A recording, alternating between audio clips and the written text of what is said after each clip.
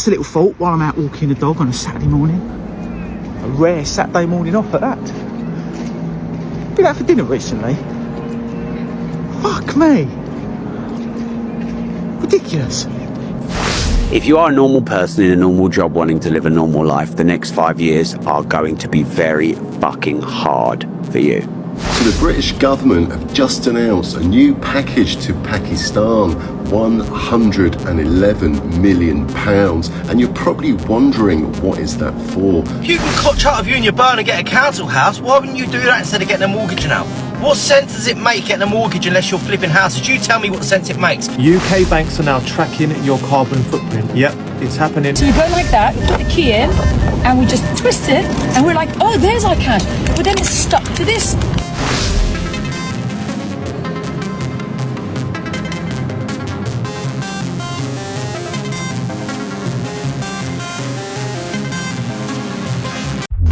Here they are.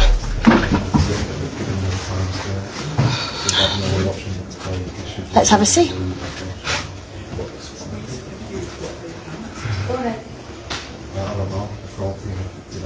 The full team, so it's out of your hands. And there's no time frame.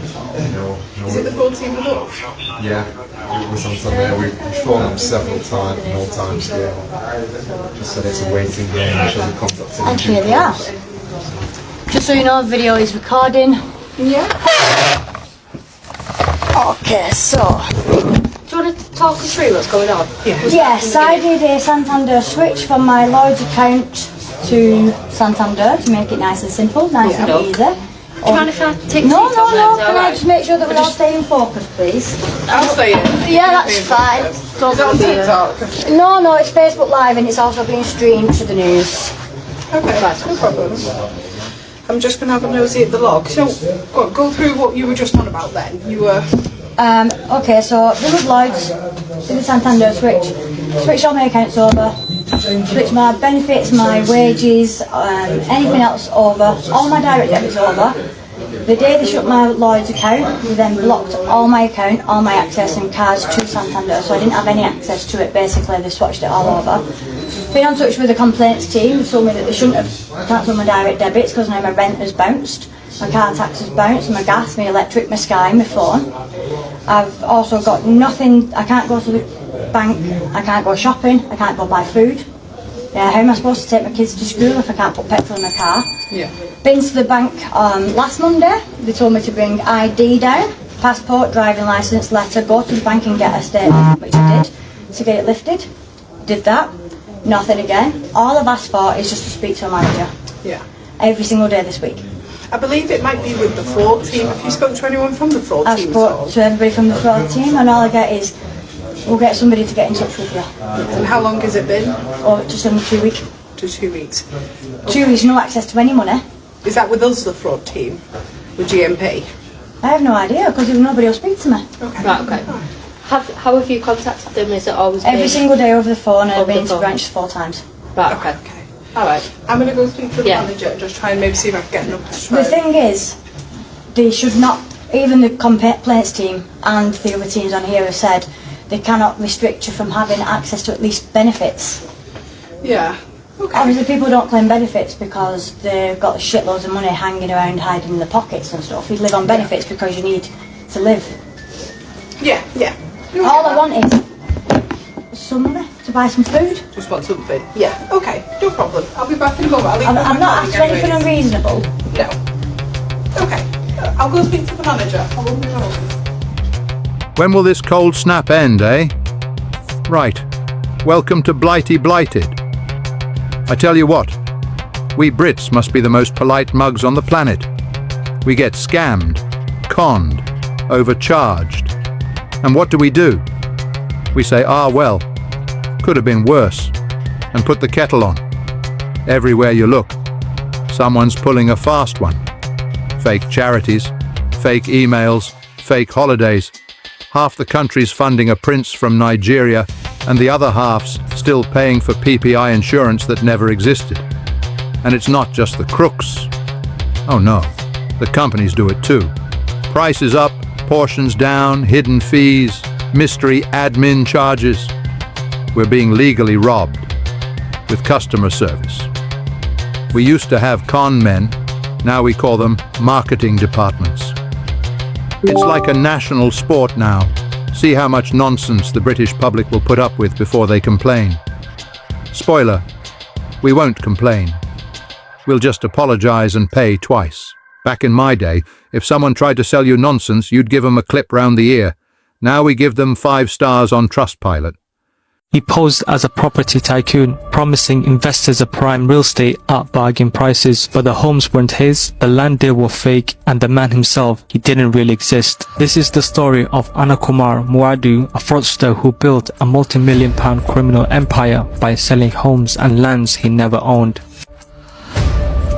45 years old, Anakumar Muadu from Wappings, London, went by many names like Vincent Labov, Pascal Burns and Yusuf Khan. Using these fake identities, he tricked people into thinking he had access to repossessed homes and lands development. But none of it was real. He set up fake companies and websites to sell properties that weren't his, and the real owners had no idea their homes were even on the market. Muadu made a whole operation look professional. Contracts, business emails, addresses, calls with legal teams, all fake. When a buyer asked questions, he responded using different names, different phones, and different email addresses, pretending to be someone else inside the company. He told investors the delay was because of loans or bank issues, just to buy more time and keep the money flowing in. Muadu used the stolen money to live in a luxury. He bought 19 high-end cars, including Ferraris, Lamborghinis, and even owned a speedboat. He also had over 20 custom number plates linked to his fake names. In September 2024, officers from Eastern Region Special Operation Unit arrested Muadu in a raid across London and Hertfordshire. They found over £15,000 in cash, 14 fake ID documents, a digital device that revealed a massive fraud involving 75 fake property sales across London, Hertfordshire and Essex.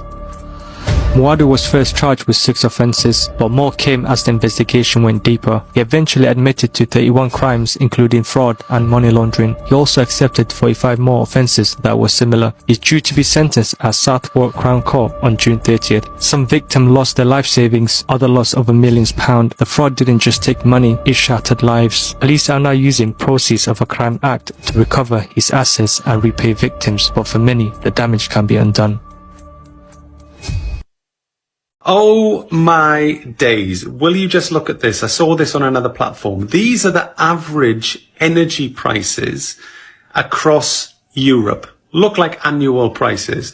So bottom of the list, we have Poland at 174 euros, average energy prices. Finland, 476 euros. Norway, 543 euros. Austria, 545. Holland, 546. Denmark, 558, all the way up to France, 650 euros per annum. The UK, would you look at that? £2,585 average energy price in the UK. Next, what I'm going to show you next is going to shock you. Check out the price difference between taking a train from London to Manchester versus flying from Berlin to Manchester. The point is, it cost us £150 per person to travel from London to Manchester. My one co-founder is actually based in Berlin. His flight return from Berlin to Manchester only cost him £20. Try get a council house. You've got that for life. The rent's cheap. You ain't getting thrown out of nowhere. You and your bird, have a kid or whatever, get happy, get a council house. It's a stress-free life. Mortgage, it was a big debt for a long time, guys. Wakey. You got to be flipping houses now, boys. Trust me now. Mortgages are a scam. Well, it's a new initiative to help promote contraception in Pakistan and family planning, and it's in addition to the already 69 million that the UK provides to Pakistan on an annual basis. And we saw already this week £100 million being given to a Turkish glass company, and indeed last week £70 million given to foreign farmers in the Middle East and in Africa. So again, more spending overseas, £111 million to Pakistan, in addition to the current £69 million of aid that the British taxpayers pay for every year. But fantastic news that they decided to help Pakistan with their family planning and indeed their contraception. Wow, I almost got scammed. So I'm looking for a new place to live. Ideally a one-bedroom flat in Bristol in UK. Shouldn't be that difficult. But yeah, we have a housing crisis, right? So everything is just really, really intense. Anyway, I made an ad, posted on Gumtree and other places, and someone got in touch on Gumtree saying, hey, I have a nice, one-bedroom apartment. Let me know if you want to come and view it. I got so excited. It looked wonderful, reasonable price, everything looked fine. Until they said, or she said, so I don't want to be dealing with time wasters, so if you are really serious about this, please transfer me a holding deposit of £350 to my account, and then I will refund it straight after you visit. I was like, doesn't sound that good. So I asked them, or her, if we could speak on phone, because I would like to know their identity before I send any money. To which they replied and reminded me they already told me that they have a bad hearing and they can't speak on phone. However, they said, I'm happy to provide you a certificate of ownership to let you know that I'm indeed the owner of this property. I said, yeah, hells yeah, give it to me, give it to me, give it to me. And of course, without knowing that the identity is actually them, that piece of paper they probably just made up is useless. So at this point, I'm like, okay, this is definitely a scam, but I want to see how far I can push it before it kind of explodes. In the meantime, my Facebook, I reluctantly got back to just to post, an ad that I'm looking for a place. Totally exploded with people like, oh no, it's a scam, it's a scam. So I guess it's a scam, which means I have still nowhere to live. Right, look, I know it's my own fault for being a fat bastard, right? But I'm sitting in the drive-through queue at McDonald's for breakfast. Last week, it was about £13.40. Today, it's £14.26. It's gone up a fucking pound in a week for a fucking McDonald's. I'm gonna have to take a fucking mortgage for breakfast soon. Ridiculous.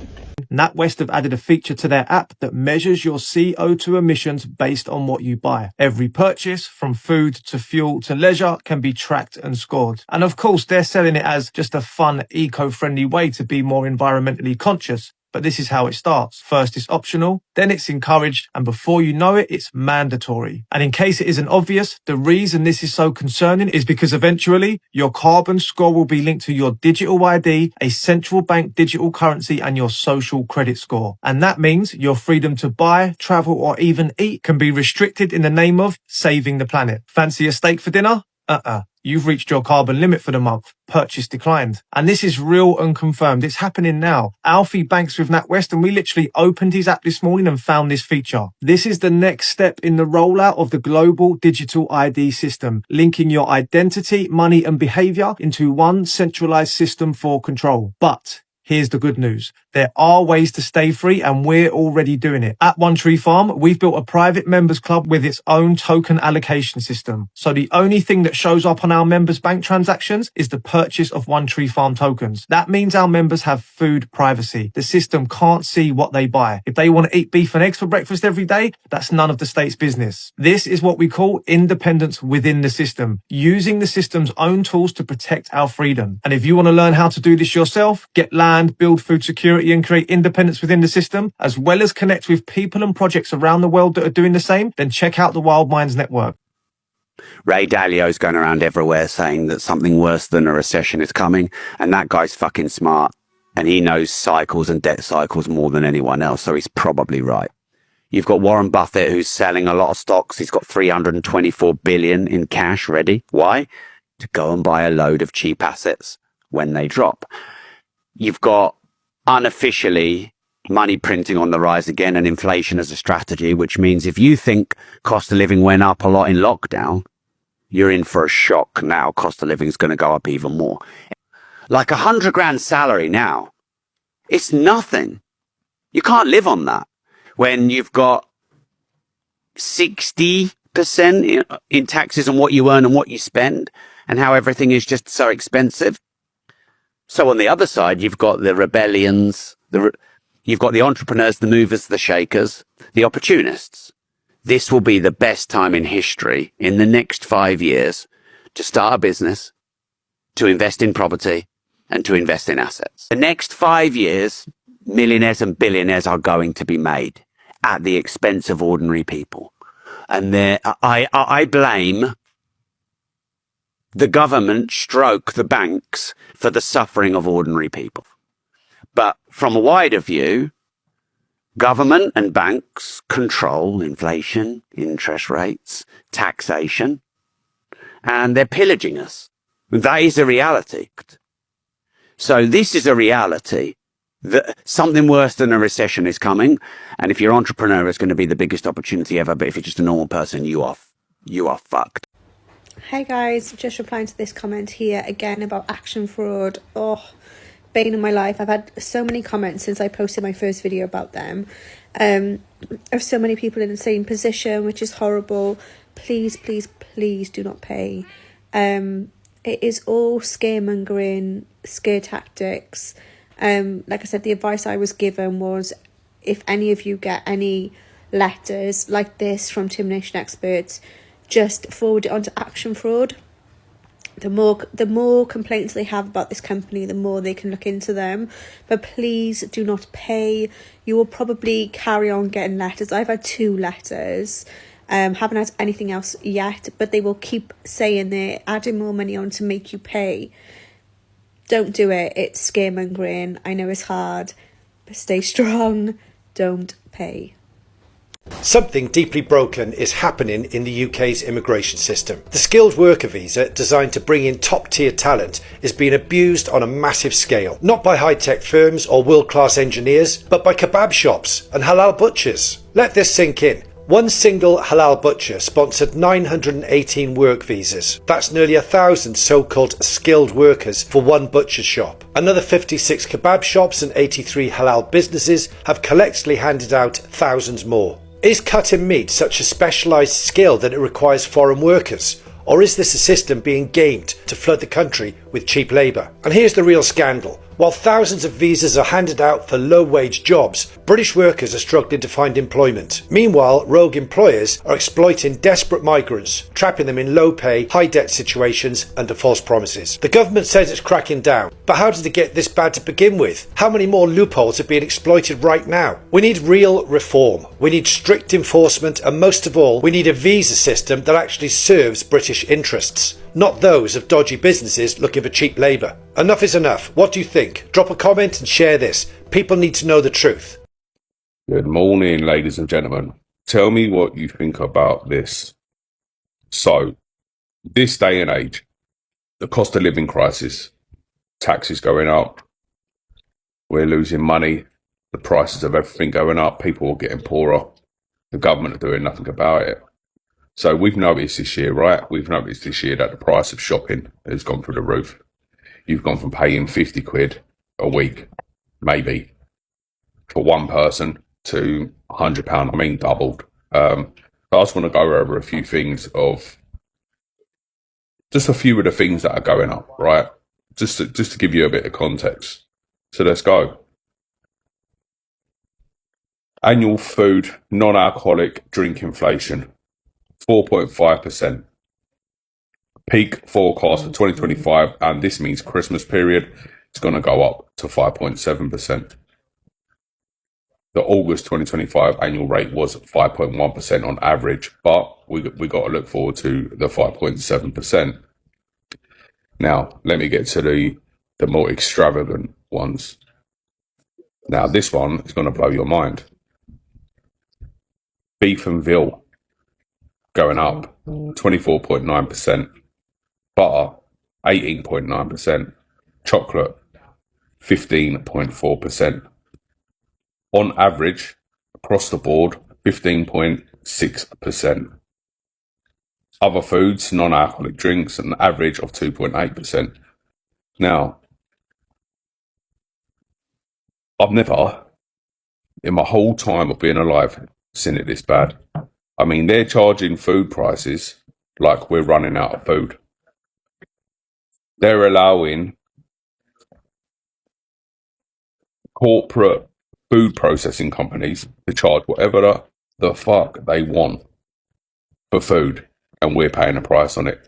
Most of this is tax and inflation. We ain't running out of food. Food is not scarce. Beef and veal definitely ain't scarce, right? I mean, they're opening up cattle farms across the world massively.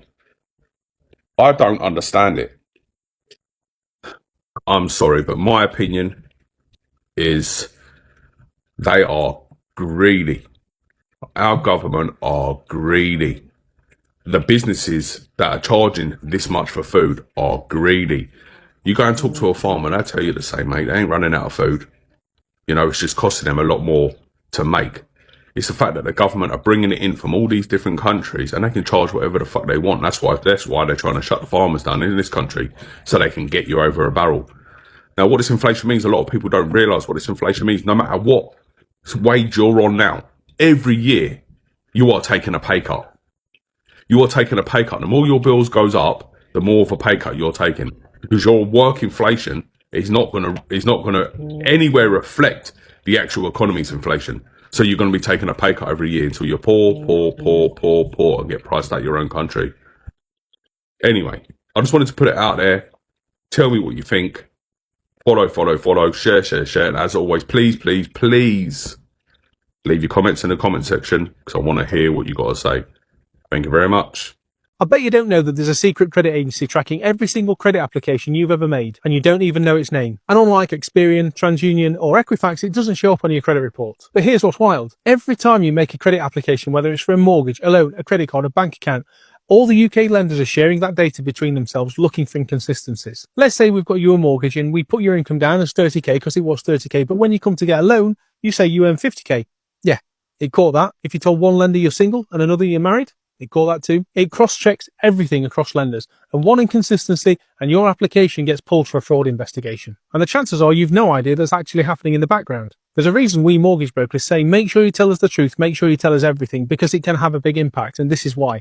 The system's called National Hunter. If you don't believe me, jump on Google and have a look. But please, don't try and lie about stuff, because you will get caught. If you pull out money from an ATM and your money doesn't immediately come out from the machine, don't walk away and don't call the bank before you do this little inspection. This is London cash points. You can hear normal cash points and this is now what's happening in the UK. You put your money in, you request your £10 or 100 or whatever else you're going to get. Okay, your card comes out. Thank you. Where's our cash? Let's get our cash. Okay, receipt comes out there. Right. Where's our cash? Take your cash. Where's our cash? Where's our cash? Our cash. We're looking for our cash. We can't find our cash. Take your cash and receipt. So we look here. We're like, where's the cash? Why is the cash not coming? So we go, okay, let's put is our cash stuck there? So we go like that. We put the key in, and we just twist it, and we're like, oh, there's our cash. But then it's stuck to this. It's stuck. And we try to take it out, and then the lid comes out with it. Look what they've done. Someone has taken a fake lid and has actually put it on here like this, so that every sort of few minutes, we're guessing, they come here and they undo this stupid thing here, they take your cash that's stuck to the sticky bit here, and then they go. So if you see that the band here is not the same space as this one here, and something has come forward, just know that someone has put a fake lid on for you. Fake lid. Enjoy. I was scammed, and I really just want to share my experience because I feel like such an idiot about it, but actually after doing some research, I'm not the only one that this has happened to, and I always thought I was one of those people that's just like, how do people get scammed? Like, it's so obvious, but it's happened to me and I'm very, very embarrassed about it, and I'm kind of exploring every avenue now where I can help other people and try and get my money back, but I really just don't think that's going to happen anymore. But basically, in 2023, I moved to London with my boyfriend. I had moved from Sheffield and I was like, shit, London's expensive. I was just like, I could really use some extra cash. Anyway, this modelling agency reached out to me and I was like, ew, no way would I ever do that. Like, having photos taken of me just makes me cringe. So I'm like, how am I ever going to do that? Anyway, I sat on it and I was like, actually, it could be a good idea. I did some research into the company and I was like, oh, they look pretty sound. And they'd invited me for an interview. So I was like, fuck it, let's go along. Offices look fine. He took some Polaroids of me. I had this interview and they were like, we'd really like to offer you a contract, but in order to do so, we have to take a deposit from you. And I was like, I don't know about that. Instantly, I was like, I don't know about sending you any money. Like, I know that most modelling agencies don't ask for any deposit. Like, once you're signed, you're signed. If you make money, great. If not, boo. They said, well, you know, how are we supposed to make any money? Because, you know, you pay this deposit and then you might be with us for a year. If you don't get any jobs, like, we've kind of lost out. We've taken all these photos of you, we set up a profile. I was like, actually, fair play. Like, they were quite small. And I was like, okay, well, it's a deposit, right? So it's refundable. And they said, yeah, of course, at the end of the 12 months, if you've met all your terms of your contract, like, absolutely fine, you'll get your money back. It's secured in a government regulated account, so they can't even touch it. And this modelling agency is government regulated anyway, so like they can't do anything dodge. And I was like, fine. They were like, we work with ASOS, we work with Boohoo, like we work with all these big brands. Like, I was like, okay, fine, let's give it a go. I need some cash, so whatever. Anyway, it took them 2 months to set up my profile compared to the alleged 2 weeks. In that time, they sent me details of another model, they sent me images of another model, they said they'd lost my images and then they found them. So actually, by the time I'd set up my profile, I only had 10 months of my 12-month contract to get going. But I was like, fine, ignore the red flags. In January, I had a shoot, which was fine. I was just with this really lovely guy who had gone to the agency to like find a model, and I was like, okay, cool, whatever. It was unpaid, which was fine because like I didn't have any sort of portfolio going whatsoever, and they were like, well, you know, he's trying to build his portfolio, you could build your portfolio. I don't know. Anyway, that was the only job I had with them. September 2024, I said, right, I'm done. Thanks for the opportunity, but this hasn't been as fruitful as I thought. I'd quite like my money back. They were like, well, it's not our fault you've not got any jobs. And I was like, yeah, that's fine, I'm clearly just an ugly fucker, like, whatever, I don't care, I gave it a go, I'd just quite like my money back now. No, you've broken terms of your contract. And I was like, what terms? And they were like, you've broken terms, look, we can't make another set of rules for you compared to everyone else. I was like, no, it's fine, but I'd quite like to know what terms I've broken. And they were like, you've broken terms. Instantly, I started to shit myself. So I got in touch with my sister and like we speak every day. My sister and her boyfriend, who were very, luckily, just qualified solicitors, one of them in contract law. And I was like, guys, fuck, I need some help. They had a look over everything. I sent them all the email correspondences, the GDPR breaches where they'd sent me models, other model images, and they were like, okay, this is sus. Like, the contract itself doesn't even make sense. There's contradicting clauses. So yeah, we got going. Immediately said to this modelling agency, like, I've got solicitors involved, like, send the money back. And unless you can give me details of what's going on here, send the money back. It fucking snowballed from there. They were getting aggressive with me, still refusing to give any details. In the end, what I ended up doing was basically writing down the whole contract and individually going through each clause, giving evidence of how I've met every single clause. And this then linked to like a Google Drive, which had screenshots of emails, like everything had proof. I've met every contract clause. Obviously they ignored it. And so then what I did was ask for a data subject access request. Companies by law have to give you the data that they have on you, and if they don't, it's a GDPR breach. Even if they don't have anything, just by ignoring it, it's still a GDPR breach, and they have 30 days to respond to it. So we submitted one of those, they ignored it, so that gave us grounds to report them to the Information Commissioner's office. We've also then reported them to Action Fraud because... So the modelling agency is government regulated. However, they get clients to send their deposits to an external company that is not government regulated. So when I contacted the trading standards, they were like, we can't get involved because the company that handles the deposits is not government regulated. So there was nothing I could do. Basically, they couldn't get involved. So that's fucked. And I was like, again, that's a bit of a loophole they're kind of exposing. So I contacted the bank and said, hey, I've been scammed. And they were like, it's a contract dispute, so we can't get involved. I was like, great. Even though they are misleading consumers by getting them to send money to an account that's not regulated, even though they claim it is, and they were like, yeah, not getting involved. I was like, cool. Anyway, all while this is going on, this modelling agency is still taking on new clients, even though they are taking in deposits but have absolutely no intention of sending them back. They are quite threatening. I've left them Trustpilot reviews because I saw other people started to do that. And then I got some quite threatening emails from them saying, like, how dare you leave us a review? There's no way we're going to send your money back because you've left us a bad review. Basically alluding to the fact that they know they need to send me my money back. And then I sent them an email the other day just saying, just so you know, I've reported you to the ICO and to Action Fraud based on GDPR breaches, based on the fact that you claim you're government regulated and you're not. And they came back with, if we can prove that we are government regulated, please can we retain the funds that you sent? No. Anyway, this is ongoing. This is not ended, but I just wanted to put out a little public service announcement to say that if you have been contacted by someone and you're trying to make a little bit of extra cash, very innocently, very stupidly like I did, just do more research. Like, this place looks so legit. Like, their website is great, their socials look fine, like, they're on Company's House. I found other people who have gone through the exact same thing, and there's a Facebook group ongoing, and we're trying to like fight it together, because strength in numbers. It's such a shame that there are companies out there that want to take advantage of people like this, who are just trying to like make more money in a time where money's pretty fucking tight. And I really do believe that they had no intention of ever sending me that money back. And I think there's probably a whole tax situation going on where, and I need to do more research into this, if you say something as a deposit, maybe you don't have to pay tax on it. So that's why they're calling everything deposits, even though they have no intention of sending it back. Again, I don't know anything about that, but that's my next thing to research. Yeah, it's a pretty intricate scheme.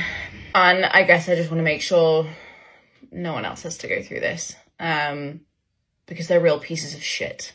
So stay tuned, I guess. I'll add more updates as they come through. But yeah, that's the story so far.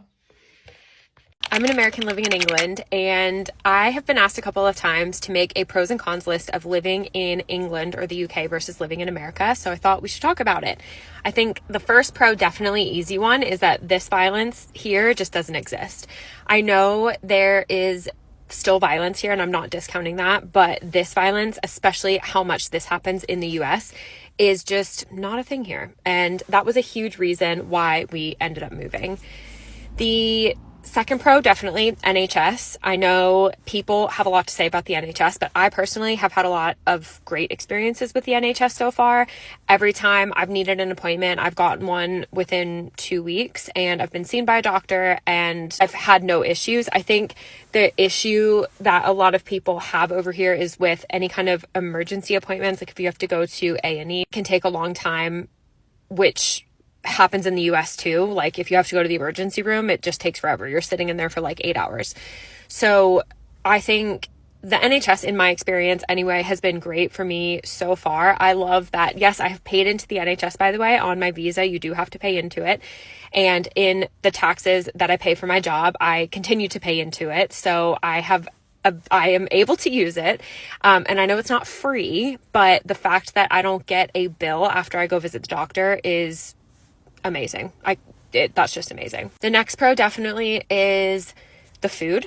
The food here is so fresh, and because of the laws and regulations over here, like I know there's not any extra crap like there is in the US. And yeah, I love that. The food is great. Next one, transportation / getting around. It's so easy to get around here. You can get on the train, you can walk, you can get on the bus. You don't necessarily need a car to get around and to get like everything that you need. It's just great. I think where we lived anyway in the US, I know that lots of cities are very walkable in the US, but just regular like towns and stuff are not necessarily built in the US the way that they are here, where every place has a village where you can walk to and grab most of the things that you need without necessarily needing a car. Off the back of that too, accessibility into other countries from here is great. It's so easy to just hop on a plane or even a train and get into another country. That's just like not something that I'm used to at all. I think it's just great that I can just like grab a 2-hour flight and be in Paris or be in Amsterdam. Like, I just love that about living here. And then I'm trying to think of more pros. I guess we can talk about cons. The cons, definitely easy one, the weather. That's just no. That's a no from me, especially for moving from North Carolina. The lack of sunshine here is just what is going on. What is that? I struggle with that. And building off of that one too, the winters here are brutal just because of the fact of how dark it is. In the height of winter, the sun's not coming up until like 8 a.m. and then it sets at like 3:30. And when I say sun, I don't mean sun. I just mean that it should be up if it wasn't behind all the clouds. So in the winter, even though the sun is up, it's still gray and dark and raining. So it's just literally dark here for like months. And that was really hard. It still is really hard. I really struggled my first winter and this last winter. And then, to be honest, I cannot really think of any other cons about living here, aside from the fact like I'm obviously away from my family, which isn't necessarily a con about living in England or in the UK. It's just a con of my situation. But I am away from my family and friends, which is hard. But otherwise, that's pretty much it. Like, I love living here. I'm so glad that we moved. It was the right thing for us. And especially now with what's going on at home, I am really glad that we're here. So anyways, let me know in the comments if you have any questions. I'm curious to know what you think of my list. You know what it is about the UK, I realised the other day, is that from the minute you wake up in the morning, or certainly I found the other day, from the minute I opened my eyes and put 2 feet out of bed, I started spending money. So I made a couple of rookie errors, okay? So the first thing I did was I rang my daughter's insurance company.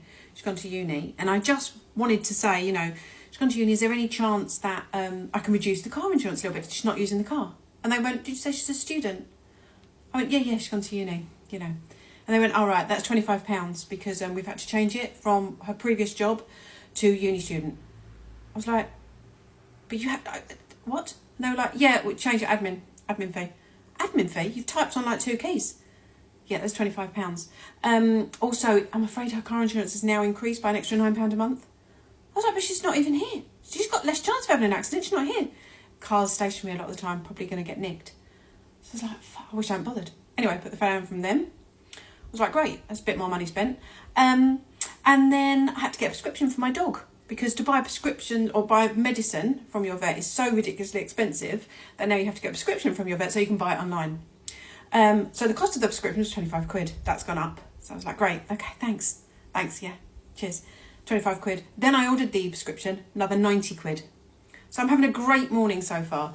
Then I got an email to remind me that I hadn't paid for the Dartford toll, another 7 quid. And yeah, on that day I was meant to be going out. I thought, you know what, I'm just going to stay in. Because if I go out, I've got to pay for parking. That's like £1 million. And, you know, I probably might want to stop. I might want to have a cup of tea. Might want to have a cup of tea and a bit of cake. 30 quid. No. I'm just staying in future. I'm not going out. I'm never leaving. I mean, even staying indoors is obviously expensive because you've got to pay for everything. And you can't afford to eat because that's ridiculous. I went out today and I just bought like literally 5 items. It was like 40 quid. And I thought, what do I do? What do we do? Everything's ridiculous. It's just ridiculous. So tomorrow I am just going to stay in bed under the bedclothes. This isn't my usual video, but I wanted to bring awareness and just get it out there that recently I have fallen victim to a scam. As if you follow me already, you'll know that I have the worst luck with buying cars, literally. The worst luck with cars in general. I recently found my dream car, or a car that I really wanted anyway. And I rang the company up. They're quite far away from where I am. I'm based in Oxford, they're in Derbyshire. So I spoke to the guy who seemed really genuine. And I was trying to arrange a viewing, but due to work commitments, because a lot of you know I do work 6 to 7 days a week, I just couldn't find a time in that moment, and he kind of pressured me to feel like there was quite a few viewings coming up 2 days later on the weekend. So I was like, so how do I put a deposit down to secure this, or at least stop the viewings for now, because I knew the car would go quite quickly. He said, that's fine, if you send me a deposit, I'll stop all the viewings, blah, blah, blah. Great. So I sent the deposit stupidly, without even researching into the company. I didn't look at reviews. As soon as I did send the deposit, I did research the company that weekend, which was a bit later than I should have done. Whatever, we learn from our mistakes, and the reviews weren't good on this company. They were really bad, in fact. And I just had a gut feeling. Like I was going to be added to that review. But Kevin, who was dealing with this car purchase, he was updating me daily. I wasn't even in contact with him. He would contact me daily to let me know, oh, we're doing this, with the car's going in for an MOT, it'll be serviced. And then he rang me like another day later to say, when do you want the car? Do you want to collect the car? Do you want us to deliver the car? And obviously I'm 3+ hours away, so I opted for delivery, which was supposed to be the Thursday or the Friday. So Tuesday, Kevin updated me to say that he's replacing the seatbelt today, car's going in for an MOT. So yeah, Wednesday I didn't hear from him, so I messaged him saying, when's the car being delivered, basically, and didn't hear nothing from him. The next day, messaged him again in the morning, which was the Thursday, to say, so is the car being delivered, what's going on? And he just responded back with an email address. I was like, what? And he was like, just email the company. But before that, we'd been communicating through text and WhatsApp, and he would call, whatever. So I sent an email, which of course bounced because it was a fake email address. So that's when it all got a bit heated, and I realised it was scammers. Anyway, so for back and forth messages exposing that they're scamming people and that they're actually not selling legit cars. They're just buying them from the auction, patching them up so that they can sell, and then they're sold completely faulty, completely not roadworthy. They're doing their own MOTs on it, which obviously they're just passing it, whatever. So yeah, they're all scammers. So explain this to them, and then in the meantime, I'm looking for another car because I'm falling quite short of time to get a car. As I'm searching the car, I can see that they've re-advertised this car multiple times since I put the deposit down. So if I put deposit down to stop the viewings, why the hell you keep reposting this car as for sale? What the hell? Anyway, luckily for me, I did get my money back, but that was after threatening them to report them for fraud, threatening to expose them online. And since then, I've been in contact with a couple of other victims of this same company who aren't as lucky as me. They have lost thousands and thousands of money. And some of them are going through court, so I can't go into detail on that. But this company sells high-end cars, like high-end cars. And I just wanted to put awareness out there to really do your research when buying cars. These reviews, they literally speak volumes, and I wish I'd looked at them before. I'm just so glad I didn't hand over that money, because as most of you know, I am a single mother who works 6 or 7 days a week, and I have been saving so hard consciously for a new car. And if I had handed over that money, I wouldn't even be able to work without my car. And, you know, some people are still waiting months and months for their money back, and I wouldn't be able to, you know, I wouldn't know what I would be doing right now if that was me. So I'm so lucky that I'm not in their situation, but there is people that are in that situation, and I just wanted to put awareness out there. So the company is Derbyshire Performance. Obviously they're based in Derby, so have a look. They have changed their names a couple of times. They've been under different names, but their website looks legit. Their Auto Trader reviews look legit, but if you look on Trustpilot, it speaks volumes. That is that will speak volumes for you. If all my followers could share and repost this video to make sure that no one else falls victims of Derbyshire performance. You know, there's not going to be people that are lucky enough like me to just not go to that final step. I really didn't think I was going to get my deposit back, which wasn't actually that much anyway, but it isn't the point about how much the deposit was. The car I was going to buy was a substantial amount of money that, you know, I've spent months saving for. And there's people out there that have spent more than what I was going to spend and triple what I was going to spend. They have cars on there over £100,000.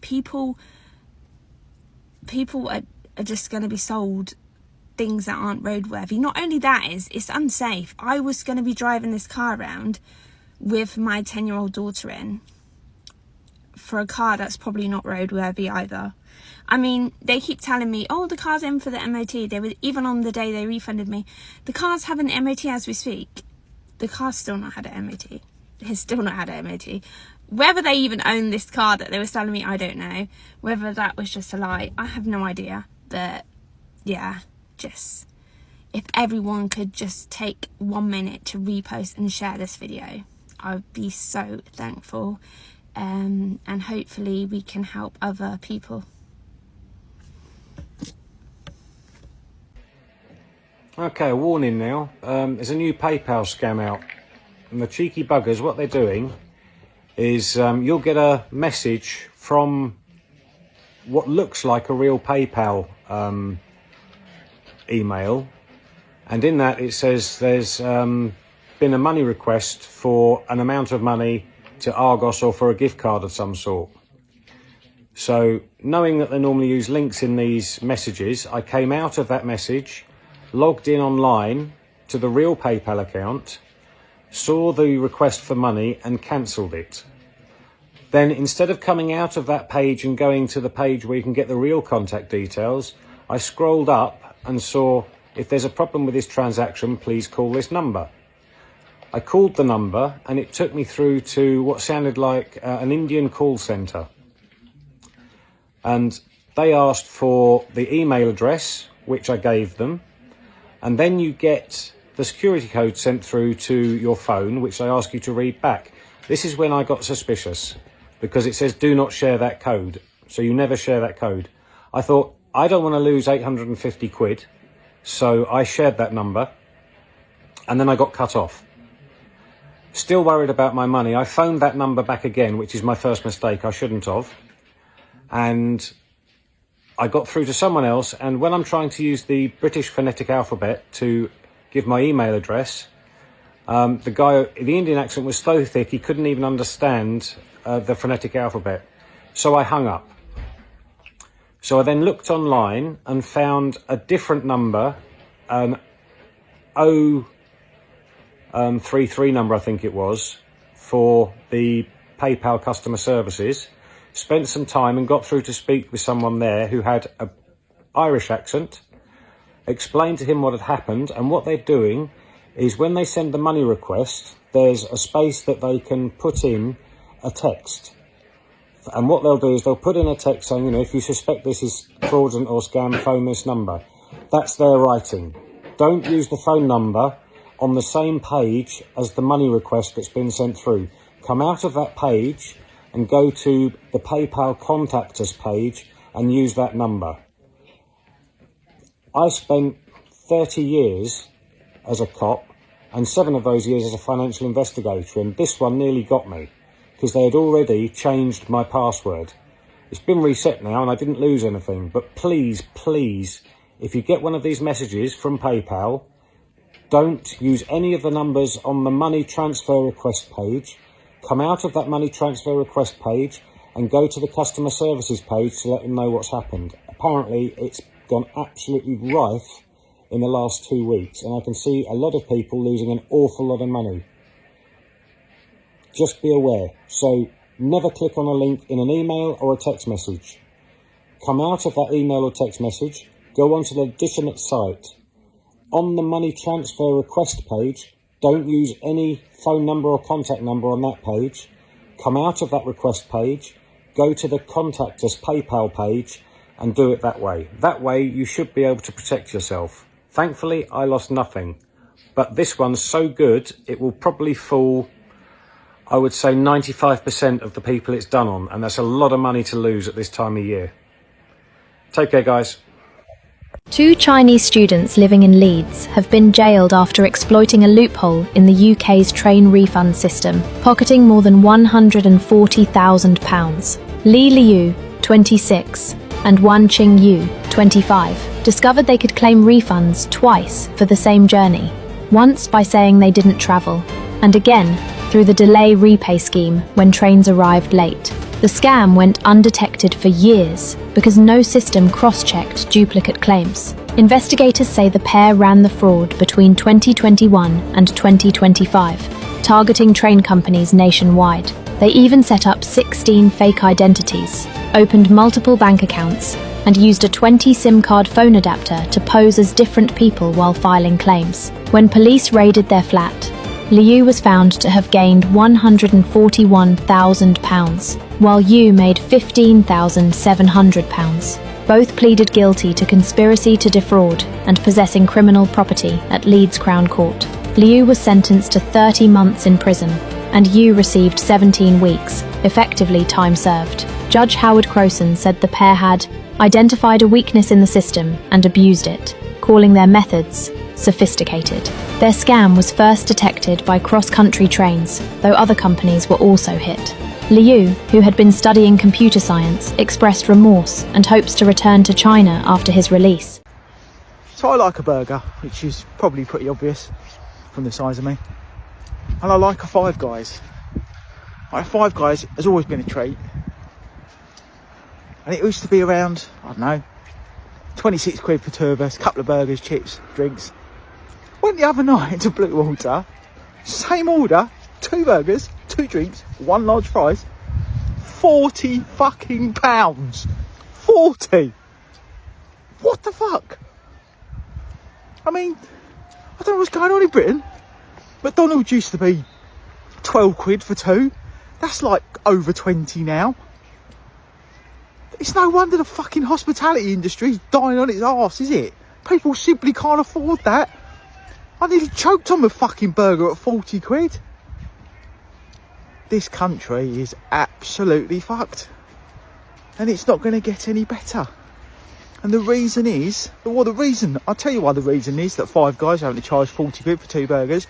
It's fucking Rachel Reeves and the stupid fucking Labour government and their poxy fucking tax rises, NI rises for employers, all the business rates, all of that shit has to be covered by businesses, which has to be passed on to you.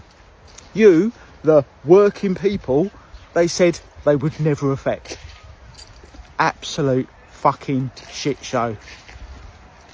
And I like a burger. Hi guys, do trust you're well. I just made that video on Accord Mortgages, and exactly as I said, I expected brokers to come back like normal human beings and say, oh, Accord Mortgages are great. They're better than Barclays. They're better than... Guys, you make a decision. It's your life, okay? But I can tell you, I've bought over 28 properties in my life and sold, okay? 28 properties. And I've come across Accord Mortgages 3 times now in my life. And each and every time, there's been nothing but trouble. That's because brokers get fat money. Barclays do not pay them so much commission. Nobody else pays as much commission as Accord. That's why a lot of these agents who are coming back here, they're all brokers. They're using a simple, normal line like, oh no, I've had Barclays, I've had Accord Mortgage for X number of years and they're perfect. Guys, you make the decision. It's my job to warn you. You make the decision.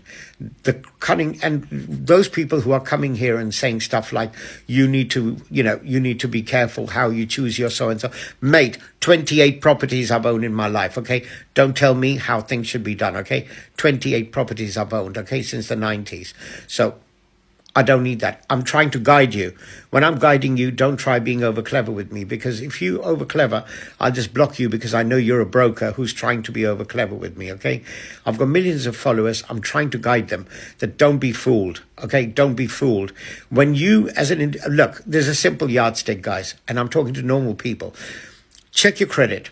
If your credit rating is very high, people will be bent, and you've got a big fat amount to put towards the property, say 20%, 25%. People will bend over to give you loans. They will be falling over each other to give you loans.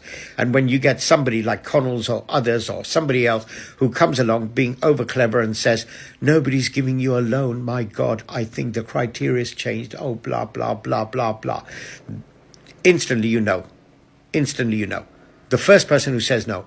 The safest bet in your lives are just walk into Barclays, walk into HSBC, walk into NatWest, walk into whatever, big banks, and just say, I want a mortgage.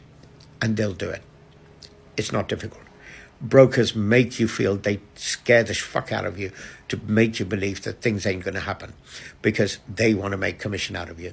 And then halfway through, they say, oh, by the way, I forgot to say there's a one way. Once they've started the deal and everything's running, then they suddenly say, oh, I forgot to say, by the way, there's a one-off £700 fee you pay for life. Once you paid, you can always come to me for the mortgage. You wouldn't want to go back to the same people after you get the first mortgage, believe me, because by then the story would be out that each month when you're paying interest, there's a chunky interest, and for the first 12 months, all the interest you're paying has gone to that fucking broker. And have you noticed how my voice has been suppressed in the last video? That's because as soon as I start warning you, my voice gets suppressed. Be warned, guys. And a lot of people who are saying stuff here, good stuff about Accord mortgages, are all brokers. They're all brokers coming here and trying to rubbish me. And you know, people who've been with me for 2.5 years, they know I'm very brutal, I'm very honest, and I always warn you from scams. If you don't want to be warned by scams, if you don't care about scams, please feel free to go. You're not supposed to be with me. I only want people here who want to be warned about what things are dangerous and pitfalls, and that's exactly what I do. I warn you, okay, about pitfalls. But if you think you don't agree with me and you're over clever more than a 60-year-old man who's had 28 properties, then good luck to you. Move on. Love you guys. The scammers are on the loose, and I'm going to share my experience with you so that you don't fall in their traps. These scammers are getting very, very smart, and it doesn't matter what type of services you offer. They will find a way to make you believe what it is that they're doing. I've seen this scam quite a few times in some Facebook groups, and people actually admitting that they fell for the scam and they've lost a huge sum of money. So today, me there, I mind my own business. Minding my business, and I received this message on TikTok. What I'm gonna do when I'm done explaining to you guys what happened, I'm going to be sharing the screenshots of the conversation along with the email that I received, just to let you see for yourself exactly what happened and not just take my words for it. Okay, so this person reached out to me ordering a cake for a birthday celebration. They asked about my location and everything because they want you to feel as if this is real, okay? They want you to feel as if this is a real person making a real request. They asked for my location. I sent the location. They sent me a link from my own TikTok page with one of my own cake saying, I would love this. How much does it cost? I give them the cost of the cake. The cake they wanted, it was only £100. But guess what? This person wanted more money, so they said they want a bigger cake to serve a bigger crowd. I gave them another size up, which was £140. They were happy with that and willing to go ahead. I sent them my flavor list. They chose the vanilla flavor and then asked about my payment method. I said, what date is this cake needed for so I can check my availability. They said the cake is for July 17th. I said, okay, no problem. You can just pay a 50% deposit now, and closer to the date, you can pay your balance. I sent over my payment details. Not long after, I got another message from this person asking for my email address because they're paying from some business account and they need to input my email address in order for the payment to go through. That sounded a bit fishy. I'm like, why do you need my email address to make a payment? Anyways, I sent over my email address because that's public information anyways. I sent over the email address. Not long after sending the email address to this person, I got an email from a very shady looking email address. Guys, no bank will email you from a stupid Gmail address or from some shady email address. Always look at the starting of your email addresses or the email addresses end, so you can pick up on the things that the scammers will forget to do or the things that will look very unofficial to you. The email was asking me to ask the buyer to send an additional £140. First of all, the email was titled £500 on hold because of my account is not a business account. I'm like, why would this person have £500 on hold for me when I ask you for a £70 payment? Because all she needed to pay was a £70 deposit, which is 50% of their full balance. Why would they have a £500 on hold for me? Anyways, I read through the email. It's basically asking me to ask the sender to send an additional £140, which will now make their total with me £240, and neither me or the sender will lose any money during this process. That all sounded like a load of bullshit to me. So I messaged this person and I'm like, I got an email just now and no payment came through from my end, so please check from your end and sort that out. She said, the bank just emailed me saying they successfully sent you a payment confirmation. Did you get it? I'm like, the payment did not go through, and I got a very strange email. It's asking me, so I explained to the person what the email says. I don't even know why I wasted my time explaining that to them, because they sent the email. They knew exactly what the email said. It's asking me to send additional payment. It's asking me to ask you to send additional payment. Guess what the person said? I guess it's the first time you're receiving payment from a business account, so that's why they have the payment on hold. Can I trust you? This is what the person asking me, if she can trust me, he or she or whatever it is, if they can trust me to send me an additional, remember me not get no money yet, they want to send an additional £140, making their total £280. And once they do that, I should immediately send them back the £280. And are you there? So I just got so annoyed. I'm like, madam, please take your scamming elsewhere. I'm a very busy person and I do not appreciate you wasting my time. I don't want your business. Take your business elsewhere. And they still kept on messaging me to accept the payment and whatever. So I blocked the person and I reported them to TikTok. I'll share all the details, all the screenshots, everything within this message. Guys, you have to try to be smarter than these scammers these days, because just a few days ago someone lost about $500 with this scam, and these people are not telling you no small money, and that's the reason why they upped the size of the cake, because they wanted a bigger payout. You have to be careful. I don't know what can be done about these people, but that's the reason why I tell you guys, if you have anything important to tell me, don't send me a TikTok message. I stopped opening most of my TikTok messages because 90% of them are just from scammers. Me don't know why they want scam me so. So please take all the proper precautions, report these accounts, block them, run them off on the phone when them call, alright?